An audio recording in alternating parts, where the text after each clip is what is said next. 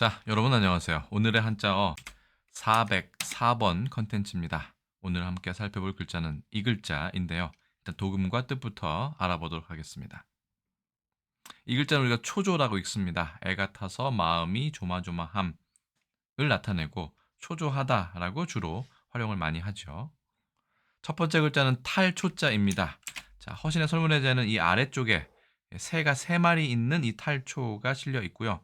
지금 우리가 쓰고 있는 것은 생략형이다라고 이야기를 하고 있습니다. 이 글자에 대해서는 금일 한자 162번 컨텐츠에서 이미 한번 다룬 적이 있는데 이번에 다시 한번 초조라는 단어 한자어로 다시 다루게 되었습니다. 금문에는 이렇게 불 위에 새가 있는데 왜 새가 위에 있는지는 좀 알기 어렵습니다만 저는 개인적으로는 산불이 나서 새들이 좀 끔찍하게도 까맣게 재가 되어서 탄 그런 모습이다라고 생각을 하고요. 이 타기 전에 새들이 짹짹거리면서 이 부산하게 움직이는 그런 어떤 상황도 묘사하고 있다라고 생각을 합니다. 자, 허신의 설문해자는 상당히 간단하게 이 탈초를 이야기합니다. 불이 어떤 재해를 가한 것이다. 해를 가한 것이다. 불이 해를 가한 것 중에는 화재밖에 없죠. 화재라고 생각을 하고요. 새가 있는 것은 그만큼 그 산불이 같은 것이 일어났을 때 그 화재가 매우 대단하고 시끄럽다라는 것을 의미하지 않을까 싶습니다. 불, 화자의 뜻을 따르고 옆에 있는 이 글자는 원래는 잡자인데 예전에 도금이 잡이 아니라 추나 초가 되었을 것이다 라고 하는 주석가들, 단옥제를 비롯해서 이런 사람들의 어떤 유추가 있었습니다.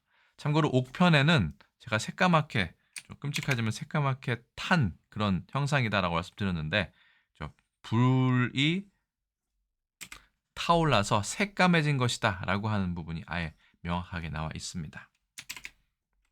그 탈초자 위에 새 추자가 있는 것 하나이든 세 개이든 두 개이든 상관없이 새가 이렇게 불에 타는 것을 이야기한다라고 볼 수밖에 없을 것 같습니다.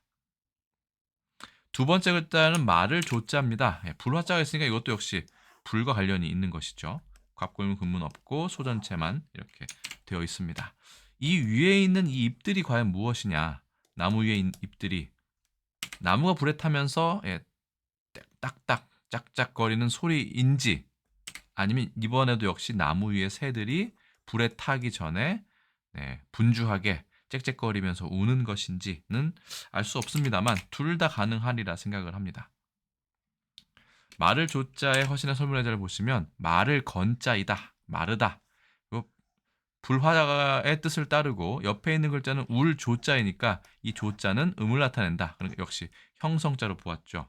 그런데 이 울 조자라는 잘 쓰지 않는 이 글자를 설문해자에 찾아보면 새 떼가 한꺼번에 우는 것이다라고 되어 있습니다. 그러니까 이것은 나무 위에 여러 마리의 새가 모여 있는데 거기에 불이 난 것이겠죠. 어쨌든 이것은 마르다의 뜻으로 쓰이고 있다라는 것을 알 수 있습니다. 자, 한자를 복습하면 첫 번째 글자는 2급, 두 번째 글자는 3급 배정 한자입니다. 탈초 할 때 이 조가 바로 이 말을 조자가 있는 것이죠. 이 3급의 말을 조자입니다. 둘 다 불화자가 부수가 되어 있고 한번 써보고 넘어가겠습니다. 하나, 둘, 셋, 넷, 다섯, 여섯, 일곱, 여덟, 아홉, 열, 열하나, 열둘, 12획이고요. 말을 조자 써보겠습니다. 하나, 둘, 셋, 넷, 다섯, 여섯, 일곱, 여덟, 아홉, 열, 열하나, 열둘, 열셋, 열넷, 열다섯, 열여섯, 열일곱, 17획입니다. 그래서 둘 다 불화자가 있기 때문에 불과 관련이 있고 습기가 없고 바싹 마르거나 바싹 탄 상태이기 때문에 상당히 건조하다라고 하는 의미를 갖는다라고 하는 것을 알 수 있습니다. 자, 초조하다의 초조를 우리나라 표준 국어 대사전에 찾아보면요. 애가 타서 마음이 조마조마함, 초조의 빛을 띠다, 초조로 울렁거리다 라는 예문들이 있었습니다. 초나 조가 들어간 다른 단어 좀 더 살펴보겠습니다. 초조하다, 초조한 기색, 초조한 얼굴, 자기 순서를 초조하게 기다리다. 그래서 하다가 붙은 꼴도 자주 활용이 되고 있습니다. 그 다음은 초미입니다. 주로 초미의의 꼴로 쓰여서 눈썹에 불이 붙었다는 뜻으로 매우 급함을 이르는 말. 불교의 5등 회원에 나오는 말이다. 소미지급, 연미, 초미지급. 초미의 급선무, 초미의 문제, 특히 이 부분이죠. 노사양측의 견해차를 어떻게 좁히느냐가 초미의 관심사다 라고 우린 주로 활용하고 있습니다. 눈썹에 불이 붙은 것이죠. 초점이란 말도 있습니다. 3번 보실까요? 렌즈나 구면 거울 따위에서 입사 평행 광선이 한 곳으로 모이는 점 또는 어떤 점을 통과하여 모두 평행 광선으로 될 때의 점, 특히 볼록 렌즈에서 빛을 통과시켰을 때 한 곳으로 모이죠. 이것을 우리 초점이라고 얘기하는데 그것이 나중에 카메라든 아니면 사람들의 관심이나 주의가 집중되는 것이든 비유적으로 사용된 것이지 원래 뜻은 3번의 뜻이 아니었을까 하는 생각을 갖게 됩니다. 그래서 만약에 이렇게 모인 초점이 있는 부분은 햇빛이 강한 경우에는 여기에 아까 탈초라고 말씀드렸죠.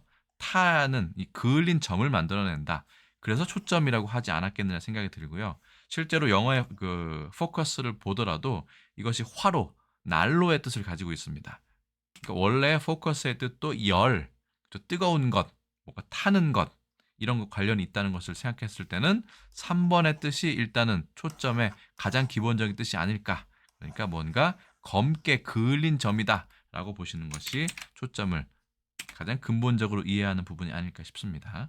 참고로 일본에서는 그 네덜란드어를 먼저 수입했기 때문에 브란드 펀트라는 이런 네덜란드어를 가져오고 브란드를 빼고 펀트만 여기에 핀토라고 해서 핀토라는 부분을 초점이라는 단어로 먼저 사용하기 시작했습니다. 일본 사람들이 핀토라고 얘기하는 거를 우리는 일본 색을 좀 제거하고 핀트라는 말로 많이 쓰고 있는데 이 역시 정체불명의 물론 네덜란드에서 왔다고는 합니다만 일본어 찌꺼기이기 때문에 가급적이면 초점이라고 얘기하거나 오히려 그냥 차라리 포커스로 얘기하는 게 낫지 핀트라는 좀 정체불명의 어떤 단어는 사용하지 않는 것이 좋지 않을까라는 생각이 들었습니다. 초토도 마찬가지죠. 초토가 불에 타서 검게 그을린 땅이고 예전부터 이 단어는 사용돼 왔습니다만 하필이면 영어의 scorched earth라는 말이 이 초토로 번역되면서 초토화라는 말이 생기게 되었습니다. 땅이 검게 그을린 것이죠. 초토화라고 하면 영어로는 scorched earth policy라고 얘기해서 주요 시설이 있는 부분을 적군이 이용할 수 없게 완전히 모조리 싸그리 남김없이 없애버리는 것을 초토화라고 얘기하는데 이건 아무래도 영어 쪽에서 번역된 것이 맞는 것 같습니다. 물론 초토라는 말이 예전부터 있었습니다만 그래서 영어가 번역된 말일 가능성이 있다라는 말씀을 드리고요. 초급하다는 말도 있고 우리가 조급하다는 말도 있는데 주의해야 될 건 우리나라 사전에서는 이 조급하다의 조자를 이 초조할 때 조자하고는 다른 것을 씁니다. 발족자가 있는 것을 쓰고 있고요. 실제로 우리만 이렇게 구분을 하고 중국과 일본에서는 이 두 글자를 서로 혼용하고 있습니다.